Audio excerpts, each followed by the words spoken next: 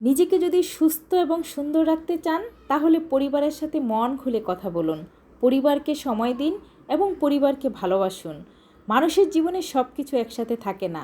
দেখবেন কারো টাকা আছে কিন্তু শান্তি নেই, কারো ভালোবাসা আছে কিন্তু প্রিয় মানুষটাই পাশে নেই, আবার কারো সব আছে তবুও মনটা খালি। তাই অন্যের জীবন দেখে আফসোস না করে নিজের জীবনের ছোট ছোট প্রাপ্তিগুলোর জন্য কৃতজ্ঞ হতে শিখুন। সব কষ্ট চিরস্থায়ী নয়, সব অপেক্ষার একদিন অবসান ঘটবে। তাই ধৈর্য ধারণ করুন, কারণ সৃষ্টিকর্তা ধৈর্যের ফল বৃথা যেতে দেন না। হ্যালো ভিউয়ার্স, আসসালামু আলাইকুম। আশা করি সবাই ভালো আছেন। আলহামদুলিল্লাহ, আমিও ভালো আছি।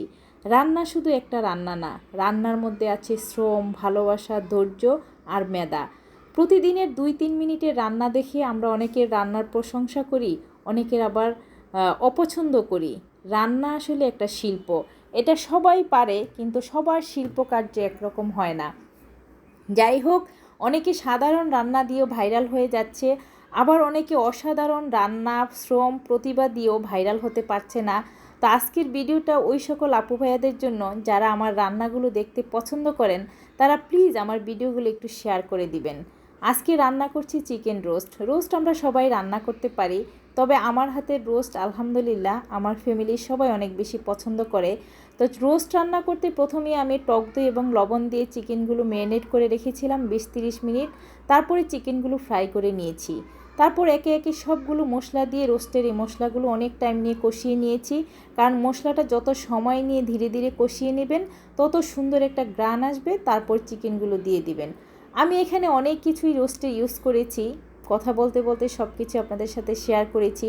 তারপরে রোস্টের অন্যতম হলো কাজু বাদাম, পোস্তদানা, কাঠবাদাম, কিচমিচ, বেরেস্তা, টক দই, এগুলো একটা পেস্ট করে আমি রোস্টের মধ্যে দিয়েছি, সেজন্য গ্রেভিটা এত ঘন হয়েছে। তবে রোস্ট রান্নাতে আমি কখনো পানি ইউজ করি না। এখানে যেহেতু সব মশলা দিয়ে কষিয়ে নিয়েছি, এটা অফ ক্যামেরায় কিছুক্ষণ আমি রান্না করে তারপরে কষিয়ে নিয়ে তারপরে এখানে আমি ঘন জাল করা দুধ দিয়ে দিব। আমার কাছে রোস্টের মধ্যে দুধ দিলে সবচেয়ে বেশি ভালো লাগে। টক দই দিয়ে তো ম্যারিনেট করে রেখেছিলাম, এখন দুধটা দিয়ে দিব, কারণ দুধ দিলে এই রোস্টের গ্রেভিটা অনেক ঘন হয়। এই ঝোলটা রোস্টের আমার বাচ্চারা অনেক বেশি পছন্দ করে। আর এটা একদম দেশি গরুর খাঁটি দুধ, ঘন করে জাল দেওয়া আমার ফ্রিজে ছিল বোতলজাত করা।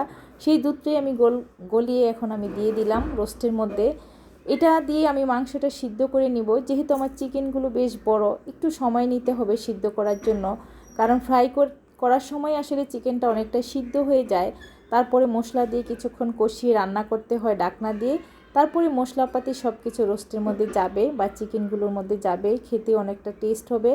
রোস্টের অন্যতম জিনিস হলো আসলে ঘি। এই ঘিটা দিলে না একটা মানে রাজকীয় শাহী একটা ফ্লেভার আসে। তো আমি এটা রান্নার পরে উপর দিয়ে একটু ঘি ছিটিয়ে দিচ্ছি। তারপর দিয়ে দিব উপরে পেঁয়াজ, বেরেস্তা। রান্না আসলে এক একজনের এক এক রকম করে, এক একজনের রান্নার ধরন এক এক রকম।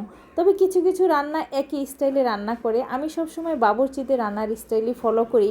বাবুর্চিরা কি কি মশলাপাতি ইউজ করে বা কোন সময় কোনটা দেয়, সেজন্য আমার রোস্টের থেকে সবসময় একটা শাহী ফ্লেভার আসে, একটা শাহী টেস্ট পাওয়া যায়, একদম বিয়েবাড়ির রোস্টের মতো করে। যাই হোক, রান্নাটা হয়ে গেছে। সবাই ভালো থাকবেন। আল্লাহ হাফেজ।